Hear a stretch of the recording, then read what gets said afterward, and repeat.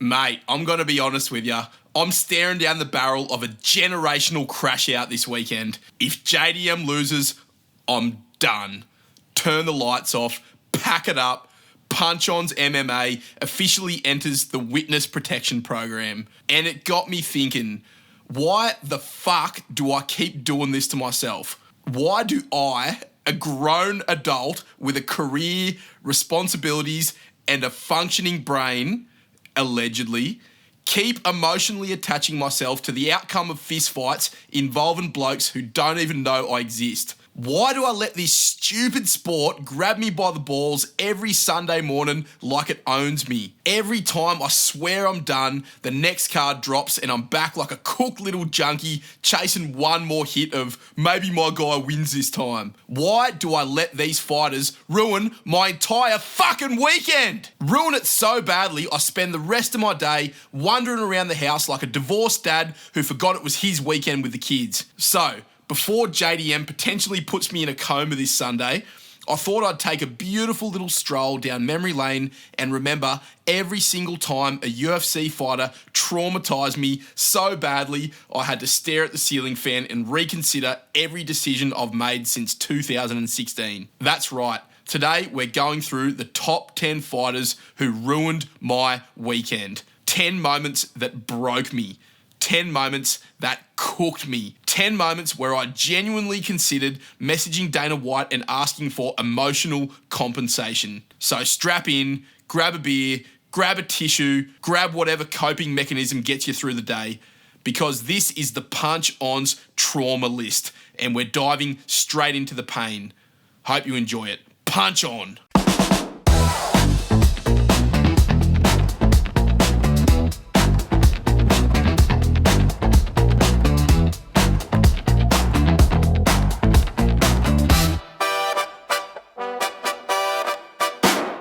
At number 10, we've got Dominick Reyes, the false hope merchant, the traitor arc. This guy already completely fucked with our heartstrings with the Jon Jones robbery. We were robbed of the elusive, legitimate L for Jon Jones that still evaded us 5 years later. Then this guy goes on a full-blown career meltdown collapse, fights Jan Blachowicz, gets KO'd in a nasty way, then gets spinning elbowed into the shadow realm by Yuri Prochazka, then somehow manages to get fucking KO'd by Ryan Spann of all people. At that point, we think Dominic is completely cooked, but he starts to pull it back. The beginning of the redemption arc. He TKOs Dustin Jacoby, KOs Anthony Smith, and then sleeps Nikita Krylov. Every Dominick Reyes fan in the entire world rejoices and gets their hopes up. Next, he gets booked against Carlos Ulberg in Perth. I go through and do my early predictions, and it's clearly Carlos Ulberg by KO. Then, for some reason, I fucking switched up on him, betrayed all of New Zealand, and believed in the comeback story. I gave myself hope. I let myself believe that Dominic could make a comeback and win the title. Went full traitor mode and switched up on one of our Anzac brothers, and I'm fucking ashamed of it. Dominick Reyes, he comes out looking like a sack of shit, and instantly gets chinned by the first punch that Ulberg throws. This guy leaves me looking like a complete fucking idiot and a traitor to the motherland. The Anzacs are looking down on me in fucking shame.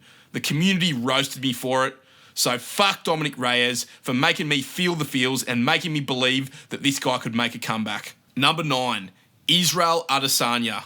The cringe era and the worst stream cutout I've ever seen. Hear me out. So we all know at this point, before the Pereira fights, everyone fucking hated Izzy. He's already a cunt.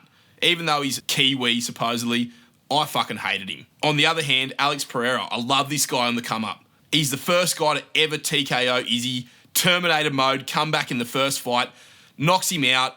Bit of an early stoppage, but I was all hype about that fight. In their second fight in the UFC, he's been spitting delusional Disney metaphors all week. I'll leave you frozen like Elsa. He's rattled butt Izzy all week, and I've never wanted to see a guy get slept so bad in my life as I did Adesanya in that fight week. So I'm over at my brother's house to celebrate the Izzy KO.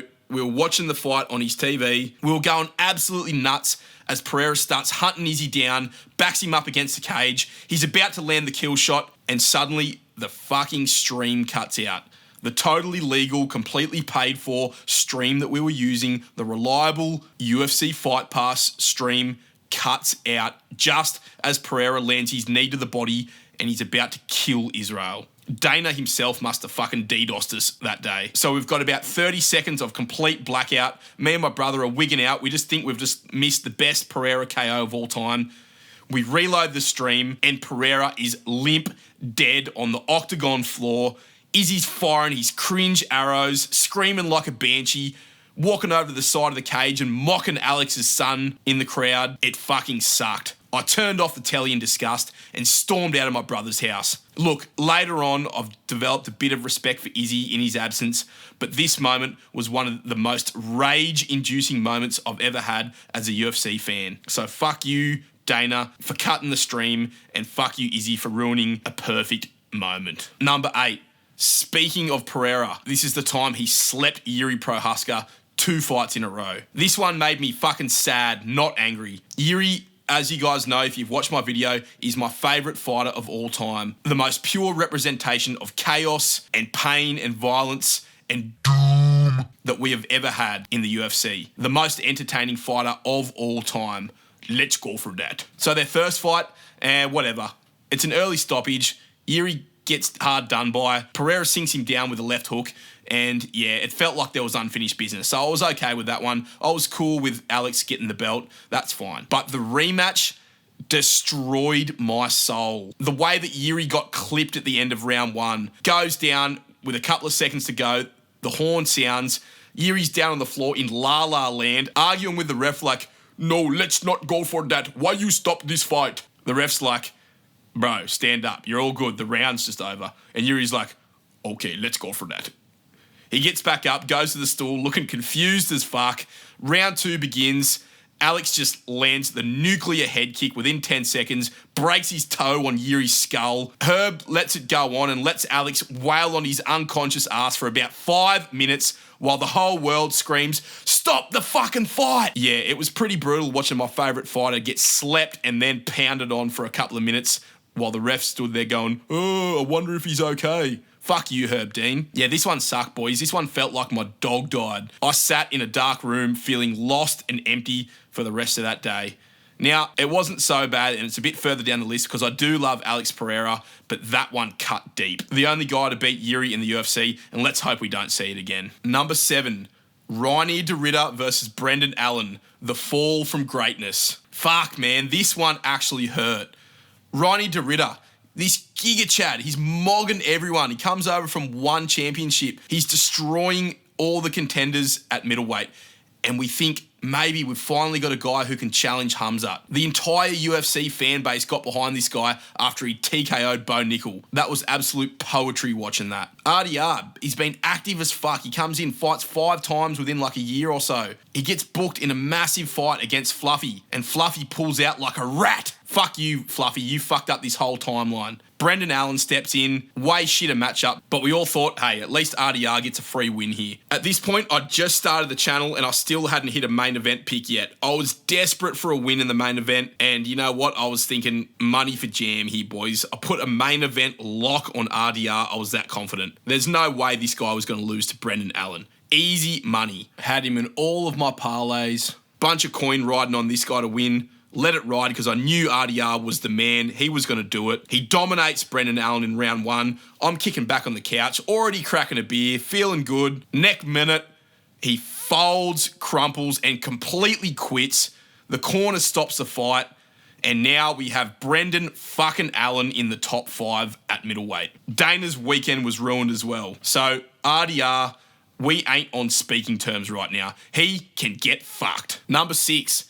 Aljamain Sterling, the Oscar-winning pony boy. So I'm just going to rant and fucking rave about this Oscar-worthy bitch-ass performance from Aljo. We all knew that Petr Yan was winning that fight. We all had him in our parlays, and that was going exactly how we knew it was going to go. Petr Yan was one of the coolest, most entertaining, sick cunt champs we've ever had at bantamweight, and it just felt like this guy was there to stay. Then Aljo comes along. Yeah, look, he had a bit of hype, but in that fight, Yan was chucking him around like a rag doll, piecing him up. Then we get the knee sequence that changes the UFC bantamweight timeline forever, and probably the reason why we have Merab as the champ right now. So this grounded opponent rule. It already sucks. Aljo milks it, takes advantage of it, grounds himself while Jan's piecing him up. Piotr Jan, I don't know what happened. His corner yells out, he's grounded. Jan, the dumb fuck, takes the bait, knees him. It barely even lands, to be honest, but Aljo rolls to his back and puts on an Oscar-worthy performance that Rodolfo Bellato would be proud of. He starts rolling around like a bitch on the floor, crying like a little girl, pretending he wants to keep fighting,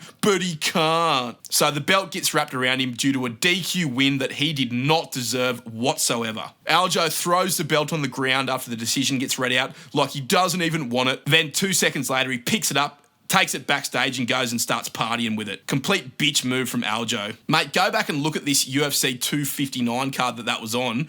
In hindsight, that's one of the most retrospectively stacked cards of prospects I have ever seen. But this moment soured the entire thing. Aljo will never recover from that. This guy could spinning elbow Ian Gary and kill him inside the octagon, and we still wouldn't like this pony boy fuck. Number 5. Khamzat Chimaev, expectation versus reality, disaster. Fuck this guy on so many levels. Khamzat is one of the biggest disrespecters of fans we have ever seen.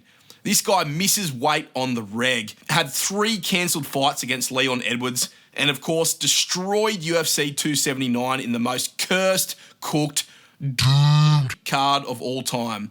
Not to mention he fucked our boy Li Jingliang dirty as fuck, he did him. Would you mind loaning me some of your lipstick, Mom? Because I want to at least look pretty the next time you decide to me. He's had fake retirements, got the sniffles and had to pull out of fights. He robbed Kamaru Usman, kind of. That should have been a draw. And he caved Robert Whittaker's face in. That was actually pretty cool, to be honest. Then we get the DDP fight. This is what we're talking about today. One of the most hyped up fights of 2025. I'm shaking with excitement. It's one of the fights that got me keen to make this channel in the first place, but it turned out to be one of the biggest mismatches between expectation and reality of all time. Khamzat took a gigantic, fucking stinky, steaming, diarrhea shit all over the octagon that night. He completely ragdolled DDP, who to be fair had no defense, but there was not a lick of violence in that fight. Khamzat laid on top of him, chest to chest, tapped baby little rabbit punches, put him in a crucifix, and we all got excited, but absolutely zero damage was inflicted that night. One of the most dominant yet underwhelming and boring as batshit title-winning performances we have ever seen. So Khamzat, I hope you get the sniffles again and fucking retire properly this time. Number 4, Ciryl Gane, Lifetime Achievement Award for ruining weekends. I fucking hate Ciryl Gane. What about the Ngannou fight? What an idiot. He had this gigantic, destructive man beat, and then he rolls over for a heel hook in round 5 and throws the fight away. One of the lowest IQ moves in UFC history. The Tai Tuivasa fight. Tai drops Gane. We have hope. And then Gane just gets back up, starts floating around the octagon at range, and eventually sinks his toes into Tai's fat beer belly 50 times in a row until Tai spews up his KFC feed from last night and goes down like a fat sack of shit. Then the Ciryl Gane versus John Jones fight. Completely fixed. Gane gets toppled over like a fucking hog and taps to John Jones' bodyweight pressure on his neck. Not even a submission. The Volkov robbery. This guy completely robs Alexander Volkov, one of the nicest, coolest guys in the UFC, and has the fucking hide to get another title shot off that bullshit decision. Then we've got this recent disaster class at UFC 321 against Tom Aspinall. Tom Aspinall sits out for over a year because of John Jones. We finally get him back in the cage. Ciryl Gane fucks the whole thing up by poking Tom's eyes like he's trying to test how ripe an avocado is. Then he's got the nerve to get all sad and apologise to us all like, I am so sorry for my performance. I will make it up to the UFC fans. Ciryl wants us to feel sorry for him, but no, fuck this guy. Number 3, Jailton Almeida, the roid blanket of doom. Fuck me. This roid monster can get all kinds of fucked. The only good fight Jailton Almeida has ever had in the UFC is the one where he got TKO'd by Curtis Blades. You guys know I love my Derek Lewis on this channel, so it was the Derek Lewis versus Jailton Almeida fight that completely broke me and made me crash out like never before. One of the most disgraceful, pathetic, scared-ass performances of all time. Jailton Almeida smudged Delu for 24 minutes of a 25-minute main event. It made for one of the most pathetic, anticlimactic, embarrassing main events ever. Dana even got on the press conference straight after and apologised and said, "Can you please forget about this fight? I'm going to forget about it, but we will never forget.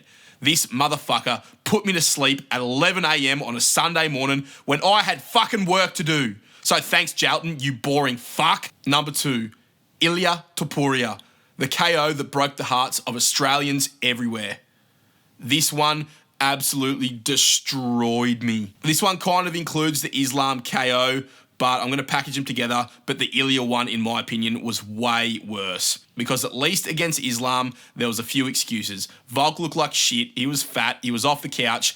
I could cop that loss. It still sucked. It was still one of the most horrendous feelings ever as a major Volk fan.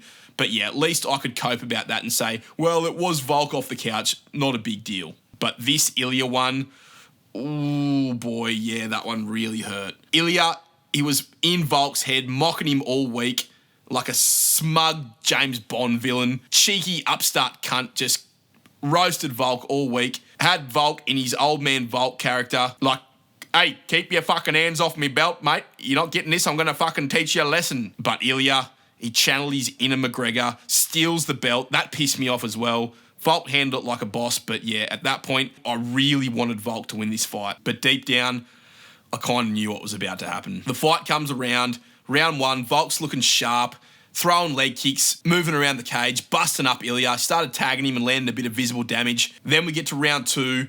Ilia just backs him up. Volk backs up with his typical kind of head backwards, hands up defense style. Ilia follows him in, hunts him down, body head combo, then a flush overhand right on Volk's already cracked little chin, and Volk goes night. Bro, this was so fucking sad. This hurt my soul. This gave me emotional damage. I went and literally laid in my bed and screamed into my pillow, and my neighbour had to come and check if I was okay. True story. I thought that was the end of Volk. I wanted to personally call a hit on Ilia Topuria. I hated this guy for that day. He's grown on me since. But yeah, this one has to be a top 2 heartbreak moment of all time. That day should have been declared a national day of mourning for Australians. But it can't beat the number 1 moment, the one that made me the most upset, damaged, sad, and traumatised as a UFC fan. We're still talking about our boy Volk. Number 1, it's Islam Makhachev robbing Alexander Volkanovski at UFC 284 in Perth. Bro, this one sent me harder than any other sad moment in UFC history. I'm getting upset even thinking about this right now. Bro, I just had to go and rewatch this fight just to make sure I had all the details right, and I swear it just made me so sad. I had to go for a little walk and reset myself after I watched it. Let's set the scene. So Volk was on a legendary run, has established himself as a national icon. He's rising to greatness. He's putting himself in the GOAT conversation. He gets matched up against Islam Makhachev. He finally gets his chance to go up to lightweight, go for double champ status. He's a massive underdog against Islam. Nobody thought he could win. Islam is a monster. He's been using IVs, cheating to refuel himself throughout fight week. Nobody expects Volk to win. They all count him out. But then the fight plays out completely different than everyone expects. Islam did way better than everyone thought on the feet. Very competitive, even dropped Volk to a knee at one point. Volk, heaps better in the wrestling than anyone thought. Defended submissions, made Islam look like a bit of an idiot on the ground. Islam just hugged him and grabbed onto him and held on for dear life. The momentum as the fight goes on shifts. You can probably give rounds 1 and 2 to Islam, but I gave 3 and 4 to Volk. Now, back in the day, round 4, everyone calls me a tap cunt because I said Volk could have won that. But look what happened in the Jailton Almeida Alexander Volkov fight. You don't have to be on top to be winning the fight. Anyway, the momentum was definitely shifted in that fight. Islam was starting to gas, and we saw what happened in round 5. I had it 2-2 going into the 5th. Now, I'm a completely cooked, biased Aussie hardcore, so there's no way that I was ever going to not have that going for Volk. To be honest with you, I had it 50-45 for Volk, or at least 48-47. Looking back, yeah, maybe not as obvious, but I still reckon Volk could win that fight. Anyway, the crowd is belting out, "Islam's a wanker." I'm singing it out in my backyard as well. My neighbours are looking at me like I'm a fucking idiot, but I didn't care. I was all in on this round 5. And then Volk dominates Islam in round 5, drops him down with a minute to go and smashes him with ground and pound to the body, to the head. Islam's looking up at the clock, shitting his pants, looking like he's seen a ghost. And finally the bell goes. Volk gets up, raises his hands, and all of Australia rises, and we all felt that Volk had done it. Izzy and Kaikara France were high-fiving each other in the crowd. They thought he won. The crowd thought he won. I thought he won. But then Bruce Buffer, that suit-wearing fuck, walks into the octagon and says, "And still." The entire nation, including me, our hearts broke together. I cried real tears. This cut me to my core. I could not believe it. I hit the deck, I curled up into a ball, and I sobbed for about 10 minutes. I could not believe it. It was fucking devastating. Volkanovski, after all the build-up, everyone counting him out, he does it. He wins the fight, in my opinion, and he still doesn't get the nod in front of the home crowd, and Islam gets his hands raised. That was Volk's moment. They should have given it to him. I don't care if I look back now and think that maybe Islam could have won it. That should have been Volk's all-time moment, and he should have had the second belt wrapped around his waist. So yeah, that's got to be my worst, most upsetting moment of all time. I'm feeling sad even talking about it right now. And to make it worse, the thing that killed me was that video that went around of Volk where he's in the car talking to his daughter, and his daughter's like, "Daddy, what if someone breaks into the house?" And Volk's like, "Nah, don't worry, darling. I'll protect you. All good. Like, nothing can happen. I'm a UFC fighter. No one can hurt you, darling. I got you. You're safe." And then his daughter just looks him in the eye and goes, "But Daddy, what if it's Islam Makhachev?"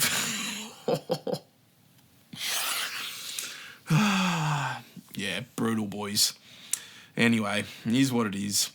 So that's it, fellas. That's the list. You just heard my top 10 most devastating, weekend-ruining, infuriating moments that I've ever experienced in the UFC. Comment down below, what was the saddest and most gutted you've ever been after a fight?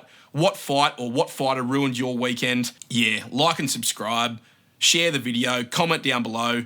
Follow me on Instagram @PunchOnsMMA, and I'll see you in the next video. Punch on.